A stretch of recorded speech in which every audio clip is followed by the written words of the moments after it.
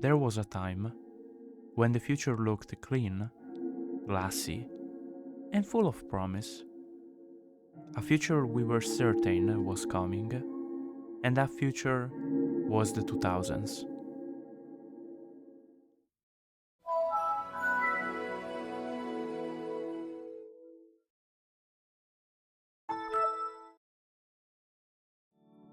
Windows Vista, one of the most infamous yet iconic operating system Microsoft has ever developed. Some people, including myself, remember how buggy it was. Continuous crashes, lags, etc.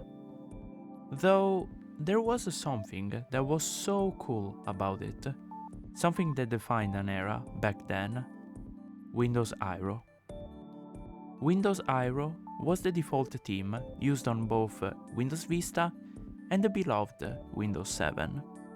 If your computer met the minimum requirements to handle it, you had the opportunity to experience that glassy-like theme with appealing Windows transparency and stunning visual effects. Microsoft, though, hasn't created Frutiger Aero.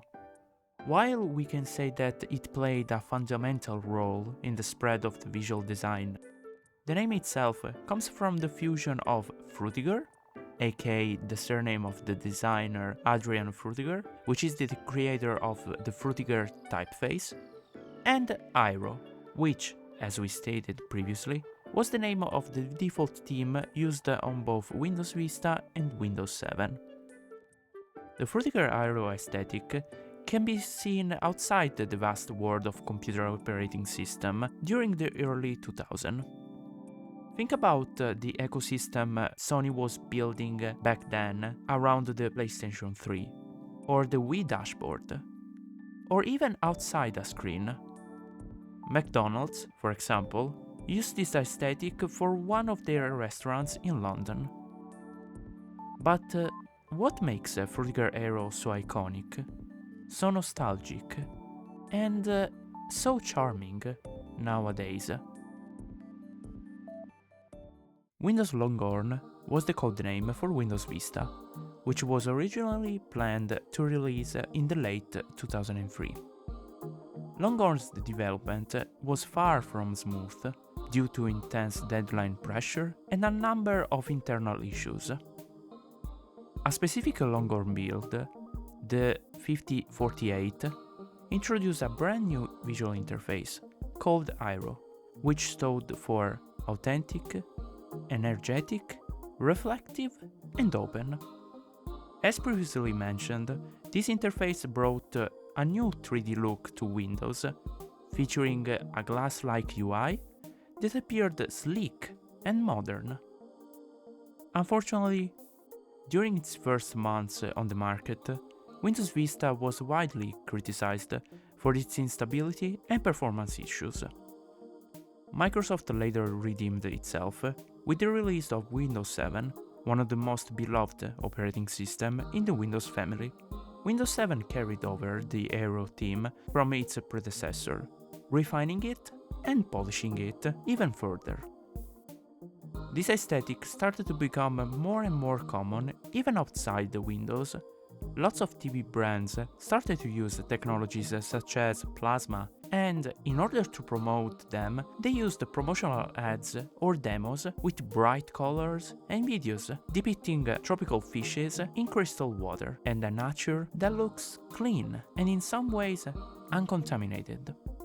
Websites used to upload stock images, such as Shutterstock, started to receive lots of images with this aesthetic that we nowadays often associate with Frutiger Aero.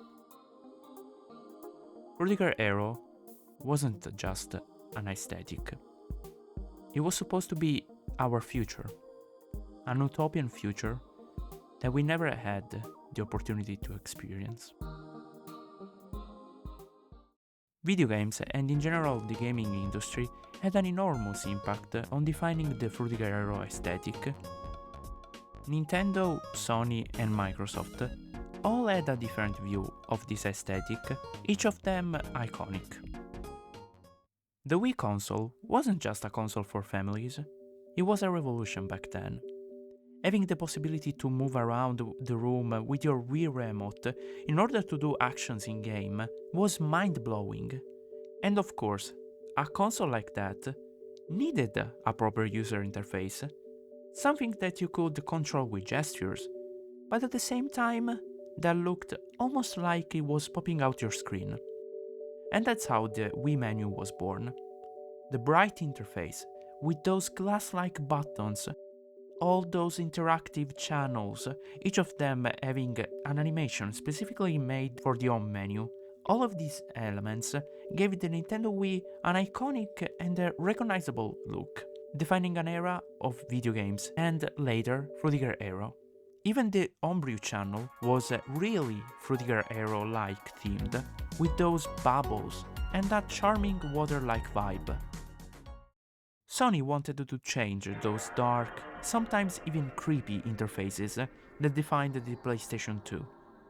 For example, I remember the traumas of booting a game only to encounter the notorious red screen of death with that creepy music in the background that gave me the chills, we can say. The PlayStation 3 marked, just like the Nintendo Wii, a new era for Sony. The user interface on the PlayStation 3 was something new, yet something familiar. Glossy icons, glass-like effects, and the iconic waves in the background as default themes helped to define an unforgettable era of Sony. Microsoft always wanted to make a unified ecosystem between a PC and an Xbox. During the Xbox 360 generation, in fact, Microsoft redesigned the dashboard of it various times to match the visual direction of Windows, going from more Frutiger-like oriented UIs, such as the Blade one or the NXE dashboard, to the Metro one. While consoles played a fundamental role in defining this aesthetic era, some video games also embraced Frutiger Aero, making it a part of their menus, their UIs, and sometimes even their overall aesthetic. A few examples are Mirror's Edge from 2008, which is an action-adventure video game with bright colors and glossy look that strongly resemble Frutiger Aero. Gran Turismo 5 and 6, especially noticeable in their user interface, which combines sleek menus with glossy visual effects. Portal and Portal 2, which, in my opinion, share certain similarities with the Aero aesthetic, even if they maintain their own unique identity. Today, however, video games UIs tend to be much simpler. Developers, in fact, usually prefer to focus on the gameplay itself, keeping the user interface minimal and sometimes even sleek. In 2007, Apple revealed a device that nowadays changed our lives and the way we do lots of actions: the iPhone.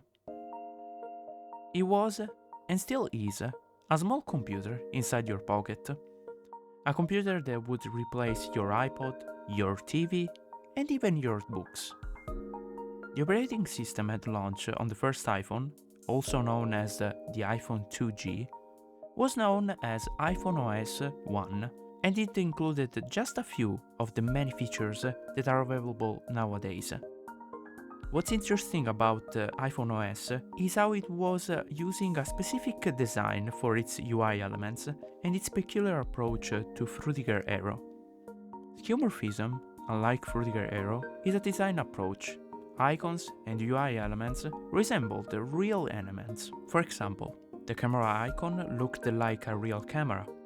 The calendar icon looked like a real calendar. And even the Note app looked like a real notepad. Because of how popular devices like phones and tablets were becoming, in 2012, Microsoft decided to create an OS centered on being touchscreen friendly, also known as Windows 8. With the introduction of this new era for Windows, Microsoft decided to implement a new design in order to replace Aero, called Metro. Unlike Aero, Metro was minimal, flat, with stylized icons, and by that point, users were already familiar with modern devices, so there was no longer a need for glossy icons, fancy wallpapers, or elaborate visual effects. While Metro and in general minimalism was already a thing in Windows 7 Mobile, Windows 8 made this new aesthetic mainstream, and consequently, lots of giants in the tech industry started to adopt it and adapt it. In 2013, Apple released iOS 7, a completely refreshed operating system for the iPhone, iPad, and iPod. It featured flat icons and a cleaner, more modern UI.